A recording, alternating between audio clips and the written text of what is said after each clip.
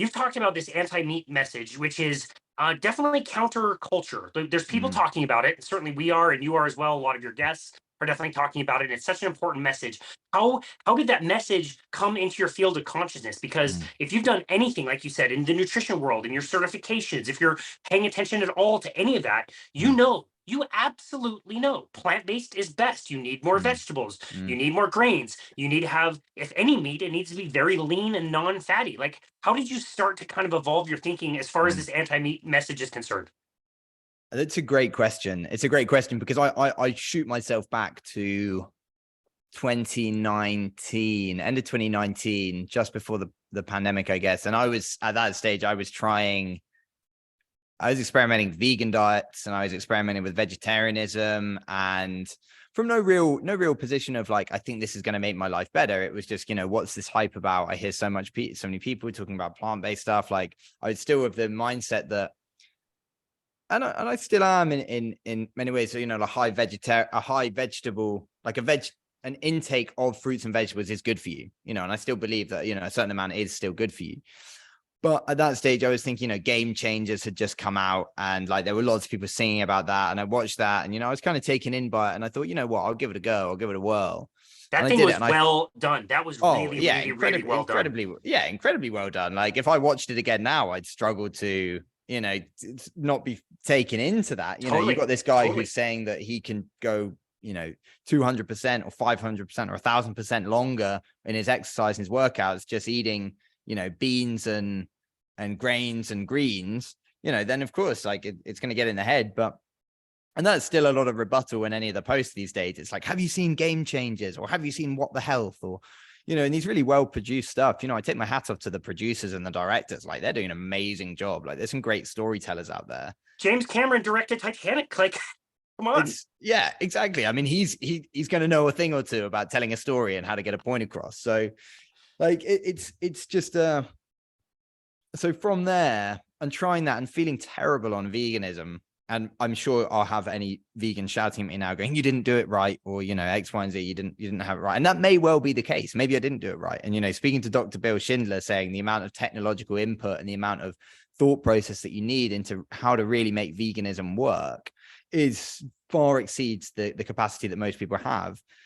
And once things started happening, like there was these huge pushes towards, firstly in the pandemic, I became very disillusioned with, I was always a little bit disillusioned, but disillusioned with government dictates and what was coming down the tracks, and the amount of power that could be held over our lives from centralized power. And that's when the same noises that were coming out about that were coming out about anti-meat. And I stumbled across the work of Paul Saladino, Carnivore 2.0 on Instagram. And then from there, I stumbled on the work of Dr. Anthony Chaffee, and a lot of it made sense, and then even Max Lugavere talking about how his mother, who was on a low-fat diet, developed severe Alzheimer's. And he started looking into the research there about removing of saturated fat and how that could be, really potentially harmful for our brains. And a lot of things sort of started to click into place. The fact that we had really, the only fats we had in our diet were animal-based fats going back 50 to 100 years, actually more, probably 100 years, were animal-based fats. And you only have to look at the rates of disease and everything started coming in when we had all these seed oils introduced into our diet. And okay, you can say correlation is not causation, but then you have a look at what it meant for our health wise once many of these highly processed foods and everything started coming in. And that's when a few things started to kind of click into place. And I started to increase the amount of meat in my diet and reduce the amount of leafy greens and reduce the amount of some of these so some of the carbohydrates that I always saw as great, sweet potato and other white potatoes and stuff, which, don't get me wrong, I think I still have them from time to time. But it was this, I still had in the back of my head that meat, there was a potential that red meat was bad. And that had come from a lot of the media pushing and a lot of this anti-meat message. And I've now totally reversed on that. And I still believe that processed meat is not a good thing for our health. But I believe that unadulterated, well-reared meat is very good for us, if not the most natural thing we can eat, and the most nutritious and bioavailable for nutrition out there. So that was sort of it was a gradual shift rather than like a eureka moment.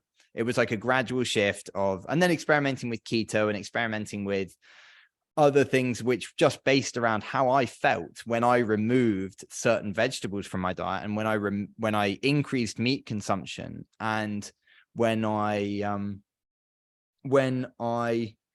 was just a bit more focused, less on eating a wide variation and eating the rainbow, for example, and focused on good quality of 5 or 6 key nutrients, you know, the sort of your good quality fats, your, you know, protein from animal sources, low carbohydrate, and I still can't reduce my coffee intake. I find it very hard to reduce my coffee intake. I'm a complete coffee addict. That's great. No, it's a really interesting arc of your journey, and it's very similar to a lot of people that and eventually find this way of eating. And especially if you're in the industry, you followed the advice. You did what they told you to Mm, do, not only with yourself but with your clients. And so I'm mm, curious, as you were starting to kind of discover this way of eating, what was it like to not only feel a difference in the way that you were feeling, but start to present these new findings mm. to your clients and the people you were working with? What was that like Yeah. for you? Well, that's always been the uphill battle, and it's got easier since I've doing the podcast, because they don't just hear it from me; they hear it from these doctors, medical doctors, and people in the industry who are incredibly successful and in great health themselves. I'm letting them tell their story rather than me pushing it as a, you know, I'm not a medical doctor. I've got experience in health and fitness, but it's been very much this starting to communicate with people in the industry that have been doing this for years and years and have got great results and have been on carnivore for 7, 8, 9, 10 years, 20 years, and haven't died, and are in great shape, you know, and look great. They look young, they look youthful, they look strong. When I see a vegetarian or vegan doctor who, you know, looks very meager, you know, I'm not judging a book by its cover, but I'm judging a book by its diet. But, you know, they look very meager, and you put them next to these doctors who are practicing what they preach in terms of, you know, high meat consumption, high saturated fat consumption, and they look incredible. So I try to elevate other voices that I think are really valuable there, because I do have an uphill battle with people in the same way people would have had an uphill battle with me 10 years ago. You know, I was also one of those people that loved a bicep curl every day, and it took a long time for my coach to get me out of that methodology of doing bicep curls all the time. And because I believed that I was going to get smaller without bicep curls or without bench pressing every day or, you know, 4 times a week. So it took a long time to understand these things. And my clients have to see it for themselves, because, you know, one guy, for example, he loves, you know, pulses and seeds and grains and stuff. And it's been drilled into him that, you know, high multi-grain and varied whole grain diet is, you know, the gold standard for nutrition. And it's been a slow process to get him to at least entertain the fact that fatty steak is not bad for you. And now he will, you know, he will have a fatty steak a week, you know, which is a huge improvement from where he was, you know, and we have many problems that are a little bit, that can interfere with nutrition as well. You know, we have so many toxins in the diet. We have so much plastic toxicity in the diet. I was speaking to Dr. Tracy Gapin the other day, and he's a big one on male testosterone. And our testosterone levels are through the floor. And there's only a certain amount that we can do as men to boost that testosterone through diet and through exercise and through fitness, until we get to a plateau, until this sort of generational damage has been done through glyphosate use, through atrazine use, through toxic plastic chemicals. So we're fighting an uphill battle anyway. But the things that people can do before they start looking at things like testosterone replacement therapy or going for expensive blood tests is to improve these nutritional areas. But yeah, it's an uphill battle. We're fighting a huge media, pharmaceutical, agricultural, industrial complex, which billions and billions and billions at its disposal to try and not get our message out, you know, to stop people acknowledging that meat is really an incredible source of nutrition. So yeah, of course, it only comes once you have that one-on-one time with people, and you build a relationship and you build a rapport, and they start to see that, the way this guy eats is totally different to most people. And, we're seeing articles come out. I've seen it. I can't remember the Manchester City footballer who came out and said that he eats heart and liver and only meat, and, doesn't have any vegetables in the diet. And it's being sort of touted in the media as like weird diet from Manchester City football player. And this guy is at the top of his game. He's scoring a goal a game. He's ahead of people in fitness, and like one of the top athletes in the world, and they're calling his diet weird. And for most people, it is weird, but we forget how, if we spoke to someone 200 years ago or 10,000 years ago, depending on how you want to look at the advent of farming and the introduction of agricultural processes, then they would look at our diet now as crazy. We pretty much most people only eat chemicals. Yeah. So it is weird, but going back through time, the new diet that we have is actually weird. The standard American diet is totally weird. That's right. And it's just for the sake of not knowing anything different that we think keto is a fad or carnivore is a fad. When you're right, like that's the way it has been our entire lives. And recently I've been trying to do more like thought experiments, and this is just a kind of a fun observational thing that I'll do. Like for sure, I'm outside of Salt Lake City right now. It snowed 4 inches overnight. The there's no plants. Like plants are not growing. They're dormant. If they are perennial, if they're annual, they're already dead. There's no food. You couldn't like be transplanted here right now and be able to live plant-based. We also just got back from a trip where we went to South Carolina. We were there for about a week, and walking around South Carolina, it's much warmer. It's very humid. I can't even begin to describe the diversity of plants around there. There is so many different variations of trees and bushes and plants and grasses and all this stuff. And I marveled to see all of it and to see not one little speck of food. I saw one lemon tree growing in Charleston, and it was definitely like planted there. You could tell it wasn't native to the area. Couldn't find that anywhere else. I saw maybe one or two people growing gardens, which again, we're done giving up food at all. And so now I want to ask you, you have more experience in climates that I would consider very lush, very they give a lot. It's very suitable for growing things. In your experience in Mexico and Costa Rica and all the places that you've been near the equator, did you notice food and fruits and vegetables and everything that we could consume just growing spontaneously everywhere? It's a really good question. I think if I got out into more of the kind of wild areas, I'm sure there would be stuff in there that one would consider as food, or someone from the area would be able to be like, yeah, you can eat that. You can eat that.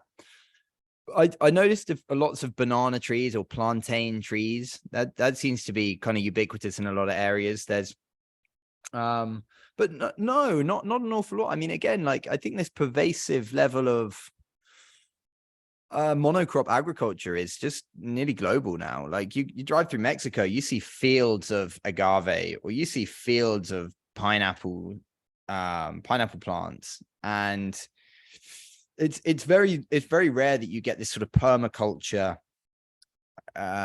setup of agriculture where you have a pineapple growing next to a mango tree growing next to which ultimately, from my understanding, is gives that biodiversity and gives that balance. That the I'm not saying that it is an actual relation, but the chemicals that a pineapple tree might give off might be the pesticides which protect a mango tree.